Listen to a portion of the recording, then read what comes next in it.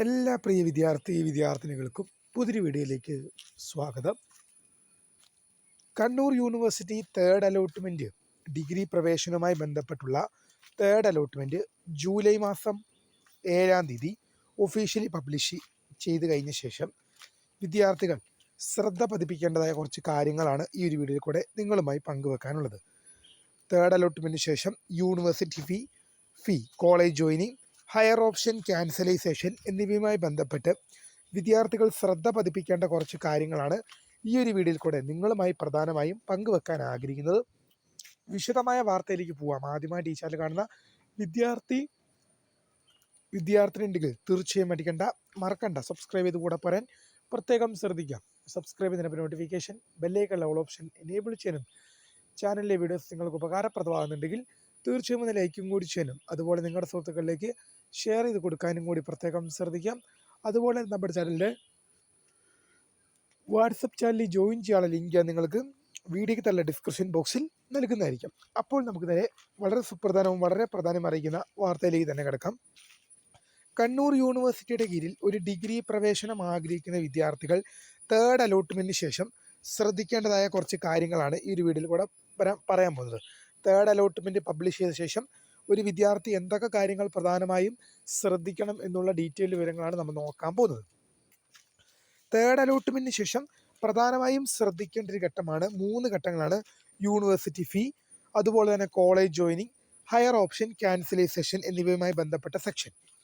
ഇതിൽ യൂണിവേഴ്സിറ്റി ഫീ എന്ന് പറയുന്നത് എല്ലാവരെയും ബാധിക്കുന്ന ഒരു ഇഷ്യൂ അല്ല. കാരണം ഫസ്റ്റ് അലോട്ട്മെൻറ്റിലോ സെക്കൻഡ് അലോട്ട്മെൻറ്റിലോ ഏതെങ്കിലും കോളേജുകളിലോ ഏതെങ്കിലും കോഴ്സുകളിലോ പ്രവേശനം നേടി യൂണിവേഴ്സിറ്റി ഫീ അടച്ച് ഇരിക്കുന്നൊരു വിദ്യാർത്ഥിയാണെങ്കിൽ അവർക്ക് ഈ യൂണിവേഴ്സിറ്റി ഫീ ഇല്ല എന്നുള്ളത് ഓർത്തിരിക്കുക. അത് ഫസ്റ്റിലോ സെക്കൻഡിലോ നിങ്ങൾക്ക് അലോട്ട്മെൻറ്റ് ലഭിച്ച് നിങ്ങൾ ജോയിൻ ചെയ്തിരിക്കുന്ന ഒരു വിദ്യാർത്ഥിയാണെങ്കിൽ നിങ്ങൾക്ക് ആ സമയത്ത് യൂണിവേഴ്സിറ്റി ഫീ അടയ്ക്കേണ്ട ഓപ്ഷൻ ഉണ്ടായിരുന്നു. ആ ടൈമിൽ നിങ്ങൾ അടച്ചതുമാണ്.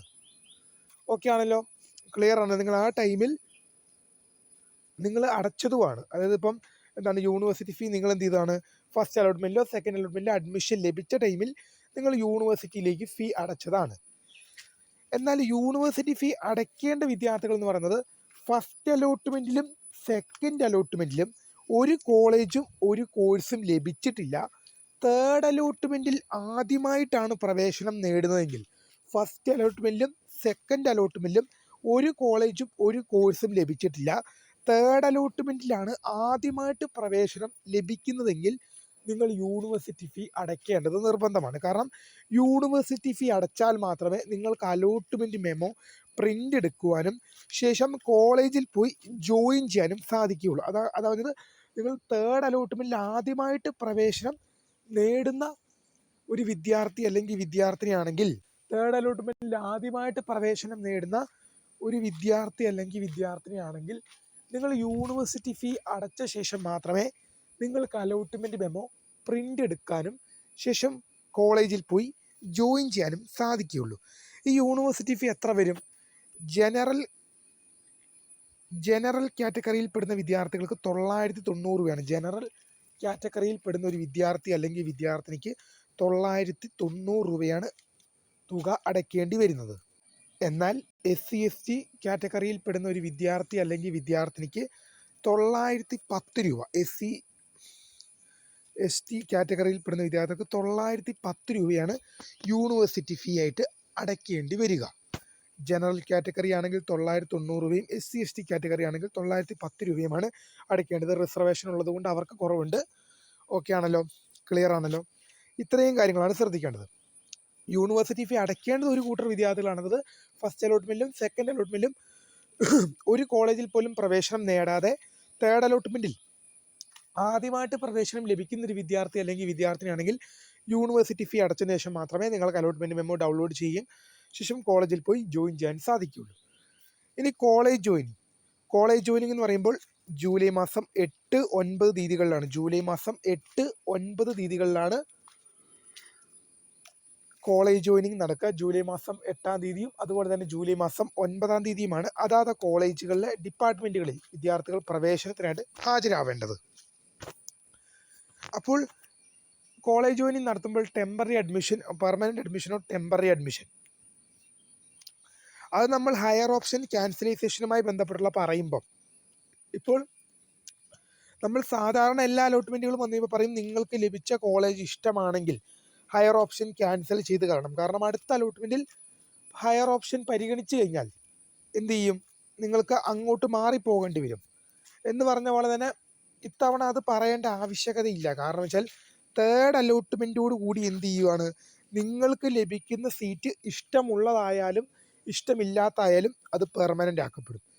നിങ്ങൾക്ക് ഇഷ്ടമുള്ള കോളേജ് ആണെങ്കിലും ഇഷ്ടമില്ലാത്ത കോളേജ് ആണെങ്കിലും ഇഷ്ടമുള്ള കോഴ്സാണെങ്കിലും ഇഷ്ടമില്ലാത്ത കോഴ്സാണെങ്കിലും തേർഡ് അലോട്ട്മെൻറ്റോട് കൂടി നിങ്ങൾക്ക് ലഭിക്കുന്ന സീറ്റ് തൃപ്തിപ്പെടും, പെർമനൻ്റ് ആകുകയാണ്. നിങ്ങൾക്ക് ഇഷ്ടമുണ്ടെങ്കിലും ശരി ഇഷ്ടമില്ലെങ്കിലും ശരി നിങ്ങൾക്ക് പെർമനൻ്റ് ആകും. നിങ്ങൾ പെർമനൻ്റ് അഡ്മിഷൻ തന്നെ എടുക്കണം. നിങ്ങൾക്ക് ടെമ്പററി അഡ്മിഷൻ ഇല്ല. ഇനി ഒരു ടെമ്പററി അഡ്മിഷൻ നിങ്ങൾക്കില്ല. ഇപ്പോൾ ലഭിച്ച സീറ്റ് നിങ്ങൾക്ക് ഇഷ്ടപ്പെട്ടാലും ശരി ഇഷ്ടപ്പെട്ടില്ലെങ്കിലും ശരി നിങ്ങൾ എന്ത് ചെയ്യണം, പെർമനൻ്റ് ആയിട്ട് കോളേജിൽ ജോയിൻ ചെയ്യണം. അല്ലാത്ത പക്ഷം നിങ്ങൾക്ക് ലഭിച്ച സീറ്റ് നഷ്ടമാകും എന്നുള്ളത് മാത്രമല്ല, തുടർന്നുള്ള അലോട്ട്മെൻറ്റ് നടപടിക്രമങ്ങളിൽ നിങ്ങളെ പരിഗണിക്കുക കൂടി ഇല്ല. നിങ്ങളിപ്പോൾ പെർമനൻ്റ് അഡ്മിഷൻ എടുത്തില്ലെങ്കിൽ നിങ്ങൾക്കിപ്പോൾ ലഭിച്ച സീറ്റ് നഷ്ടമാകും. തുടർന്നുള്ള അലോട്ട്മെൻറ്റുകളിൽ നിങ്ങൾക്ക് പാർട്ടിസിപ്പേറ്റ് ചെയ്യാൻ സാധിക്കില്ല എന്ന് ഓർത്തിരിക്കുക. സോറി തുടർന്നുള്ള അലോട്ട്മെൻറ്റുകൾ എന്ന് പറയുമ്പോൾ സ്പോട്ട് അഡ്മിഷൻ്റെ ടൈമിൽ നിങ്ങൾക്ക് പാർട്ടിസിപ്പേറ്റ് ചെയ്യാം. ഇപ്പോൾ നിങ്ങൾക്ക് തേർഡ് അലോട്ട്മെൻറ്റിൽ നിങ്ങൾക്ക് ഏതെങ്കിലും ഒരു കോളേജും കോഴ്സും കിട്ടി, നിങ്ങൾ ആ കോളേജും കോഴ്സും നിങ്ങൾക്ക് ജോയിൻ ചെയ്യാൻ ഇഷ്ടമില്ലാത്ത കാരണം ഒന്നെങ്കിൽ പെർമനൻ്റ് അഡ്മിഷൻ എടുക്കണം, നമുക്ക് വേറെ ഓപ്ഷൻ ഇല്ലാത്തതുകൊണ്ട് ആ വിദ്യാർത്ഥി കിട്ടിയ അഡ്മിഷൻ ക്യാൻസൽ ചെയ്തു, കിട്ടിയ അഡ്മിഷൻ നോൺ ജോയിനിങ് ആയി, അതായത് ഇപ്പം നോൺ ജോയിനിങ് ചെയ്തു, അതായത് ജോയിൻ ചെയ്യാൻ താല്പര്യമില്ലാതെ നോൺ ജോയിനിങ് ചെയ്തു. അങ്ങനെയുള്ള വിദ്യാർത്ഥികൾക്ക് എല്ലാ വിദ്യാർത്ഥികൾക്കും വേണ്ടി സ്പോട്ട് അഡ്മിഷൻ നടത്തും. അത് സ്പോട്ട് അഡ്മിഷൻ നടത്തുന്നത് എന്തിനാണ്, അലോട്ട്മെൻറ്റ് ഇപ്പം ഞാൻ പറഞ്ഞു തേർഡ് അലോട്ട്മെൻറ്റോട് കൂടി ഞാൻ ആദ്യമേ പറഞ്ഞു നിങ്ങൾക്ക് ലഭിച്ച സീറ്റ് ഇഷ്ടമുള്ളതാണെങ്കിലും ശരി ഇഷ്ടമില്ലാത്തതാണെങ്കിലും ശരി പെർമനൻ്റ് ആക്കണം എന്നുള്ളത്. അങ്ങനെ വരുമ്പോൾ നിരവധി വിദ്യാർത്ഥികൾ മനസ്സോടുകൂടി കിട്ടിയ സീറ്റ് പോകാതിരിക്കാൻ വേണ്ടിയെങ്കിലും എന്ത് ചെയ്യും, പെർമനൻ്റ് ആയിട്ട് ജോയിൻ ചെയ്യും. അപ്പോൾ എല്ലാ തരത്തിൽപ്പെട്ട വിദ്യാർത്ഥികൾക്കും സ്പോട്ട് അഡ്മിഷൻ്റെ ടൈമിൽ അവസരം ലഭിക്കും. എല്ലാ തരത്തിൽപ്പെട്ട വിദ്യാർത്ഥികൾ എന്ന് പറയുമ്പോൾ ഇതുവരെ അലോട്ട്മെൻറ്റിന് അപേക്ഷ സമർപ്പിച്ചു, അലോട്ട്മെൻറ്റ് കിട്ടിയില്ല, കോളേജിൽ പെർമനൻ്റ് ആയിട്ട് ജോയിൻ ചെയ്തവർ, ഇതുവരെ അപേക്ഷ സമർപ്പിക്കാൻ സാധിക്കാതെ പോയവർ, അലോട്ട്മെൻറ്റിൻ്റെ നടപടിക്രമങ്ങളിൽ നിന്ന് പുറത്തായി പോയവർ എന്നിങ്ങനെ എല്ലാ തരത്തിൽപ്പെട്ട വിദ്യാർത്ഥികൾക്കും സ്പോട്ട് അഡ്മിഷന് വേണ്ടി പങ്കെടുക്കാൻ അവസരം ലഭിക്കും. അന്നേരം നിങ്ങൾക്ക് കൊടുക്കാം. ഇപ്പോൾ പെർമനൻ്റ് ആയിട്ട് അഡ്മിഷൻ എടുത്തെന്ന് വെച്ച് നിങ്ങൾ പേടിക്കേണ്ട ആവശ്യമൊന്നുമില്ല. നിങ്ങൾക്ക് ഇപ്പോൾ അത് കഴിഞ്ഞ് SC/ST സ്പെഷ്യൽ 4th അലോട്ട്മെൻ്റ് ഉണ്ട്.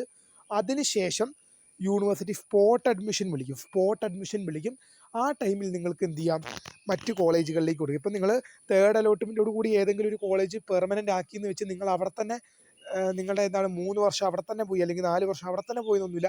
നിങ്ങൾക്ക് സ്പോട്ട് അഡ്മിഷൻ ഉണ്ട്. സ്പോട്ട് അഡ്മിഷനിൽ നിങ്ങൾക്ക് മറ്റ് കോളേജുകളിലേക്ക് അപേക്ഷ കൊടുക്കാൻ സാധിക്കുമെന്നുള്ളത് ഓർത്തിരിക്കേണ്ടതാണ്.